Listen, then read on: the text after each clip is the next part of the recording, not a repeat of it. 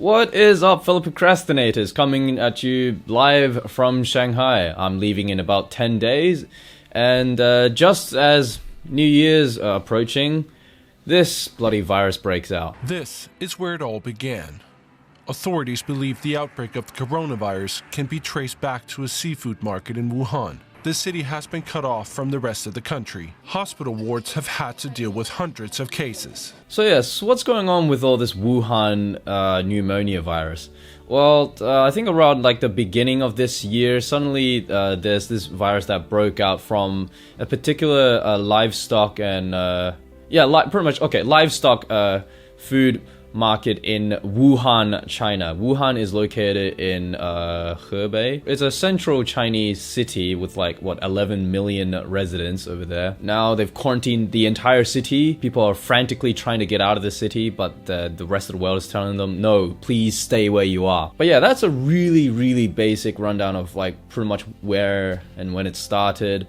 And every day it just seems like the situation is developing exponentially worse and worse. First we hear it's 100 cases, and then you hear 200 and then 300, and now it's 440 confirmed cases and 9 people have died from it. Yeah, and I'm surprised to learn that a surprising number of people traveled directly from Wuhan out to other Southeast Asian countries. Thailand has 2 cases or something. Hong Kong recently had its first confirmed case. Other Chinese cities have been affected, like Shenzhen, Beijing, and yes, my city here, Shanghai. Yeah, I'm hearing reports that the USA had its first ever confirmed case of coronavirus. People who travel directly, direct flight from Wuhan, their symptoms fever symptoms don't show up on the airport security screenings when they first arrive, and only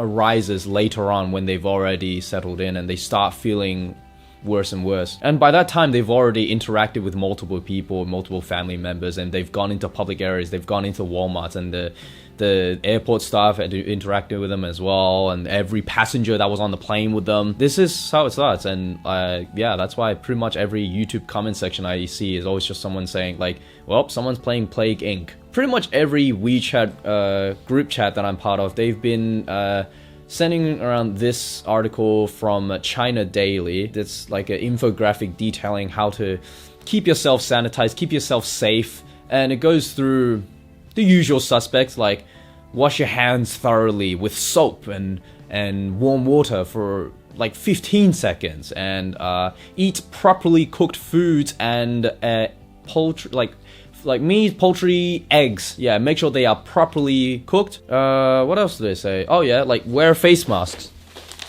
Yes, face masks. These ones are PM 2.5.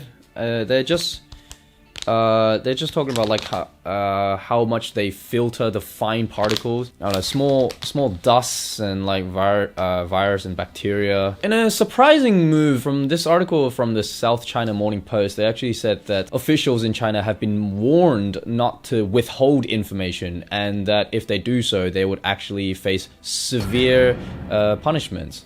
Now, why is this such a big concern? Okay, that really comes boils down to 2 reasons, really. One, it's nearing the Lunar New Year, 春节 they call it, the Chinese New Year, and it's bigger than just regular New Year's. This is the biggest domestic migration within China every year, and it's tradition for people during Lunar New Year to travel back to their hometown, their jiaxiang, to be together with their relatives and their families and the likes. And it's a big family gathering during this time of year. Well, I say this time of year because there's the lunar calendar and then there's the Gregorian calendar. They don't exactly match up, so that's why Chinese New Year is on a different date each year. And this year in 2020, it's 25th of January. Suddenly now there's this Wuhan virus coincide with this lively event. Pretty much the whole country is on the move, with planes, bullet trains, slow trains, driving, whatever.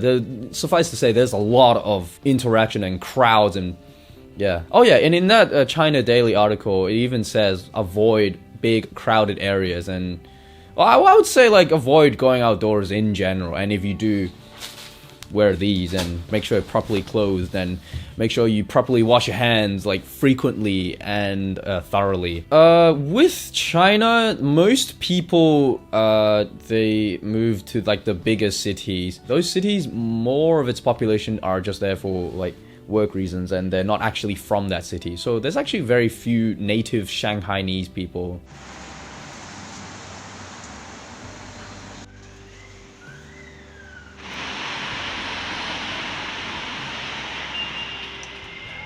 It's so eerie.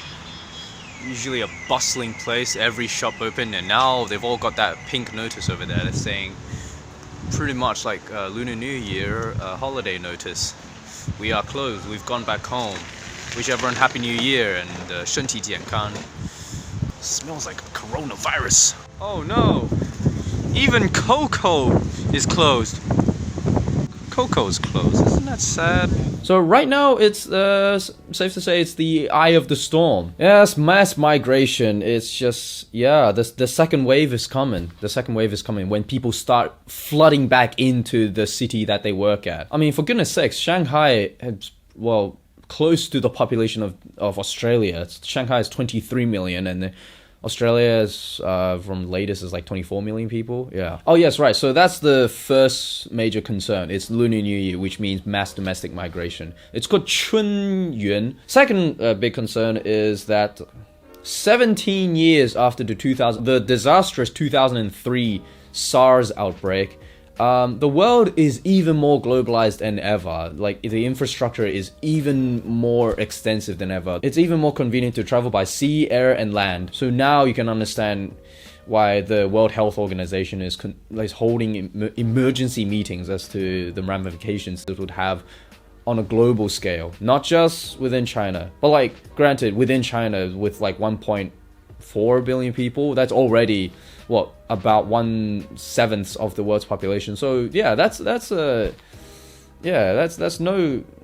small matter. Surprisingly, like when I'm out in the streets, I don't see as many people like wearing face masks. I think particularly with like the older generation, they're not taking it seriously and not really taking as much precautions. I bought 2 packs of these altogether for like 33 yuan or something, but then only just like yesterday. But only just come to find out today, this morning, my dormitory office is handing out free face masks. So, what's the date today? Where's my phone? Yes, today is the 23rd of January. I will be leaving, yeah, in a week's time, 7 days. Yeah, it's been a fun adventure here, like nearly 1 year adventure here in China. And now I'm leaving, hopefully coronavirus free, and hopefully it doesn't like emerge later after I cross customs when I'm already outside of China and then I end up infecting Australia.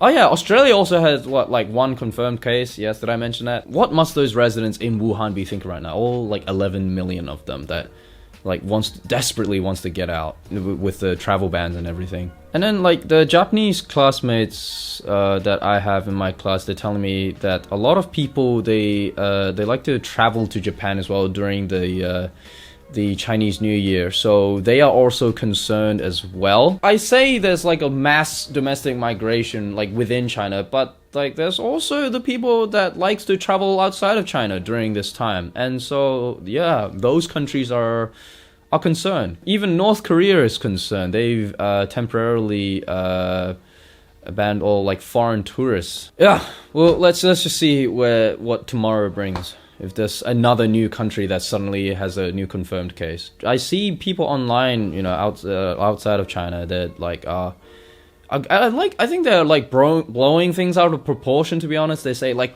ban all planes going out of China and stuff, and then people are just throwing like stupid conspiracy theories, which I won't get into because don't feed the trolls, really. Hey man, this thing is as real as a heart attack, okay? I'm telling you. We'll see what tomorrow brings. Yeah. Right now, I'm still alive. I'm still alive, yes. I rarely go out these days because there's really not much left to do in Shanghai. It's just like bloody raining like crazy. Like if it's gonna be this cold, please at least make it snow, not just be cold and wet and windy. Yeah, hopefully when I get out of the country, I won't have the virus emerge after I cross customs. and safety checks, and end up being the reason why my country is like all zombies. Sorry from my messy desk. Gotta start like shipping some of my like heavy sort of luggages back. Yes, to finish off this video, yes, I can't like take everything back with me at once. This thing is like over 30 kilograms. Oh, it's just all textbooks accumulated from this year. Yeah, it's just textbooks so bloody heavy. Yeah, I'll be going to post office today to get that sorted. It's now 3 p.m. I still have not had breakfast or lunch yet. Just been bloody sleeping all day. Because, yeah, these days I'm not really doing much. But then, hey, on the plus side of that, I can say I'm preventing sickness by not going out and, staying safe. So anyways, that's been that. Thanks for watching. This has been, like, the latest with the Wuhan virus from, like, within China. Yes, the situation is dire and serious. But let's just keep a level head, don't over-exaggerate, and just so long as you stay sanitized and exercise regularly and the likes, then you'll be fine. So with that said, 大家注意安全，身體健康, and I will see you possibly when I'm back in Australia. So yeah, bye bye. Sorry, future editing me. This is a bloody long video to edit because I had no scripts and whatsoever. I'm probably going out of focus all the time. Good monitoring device. Alright, cut.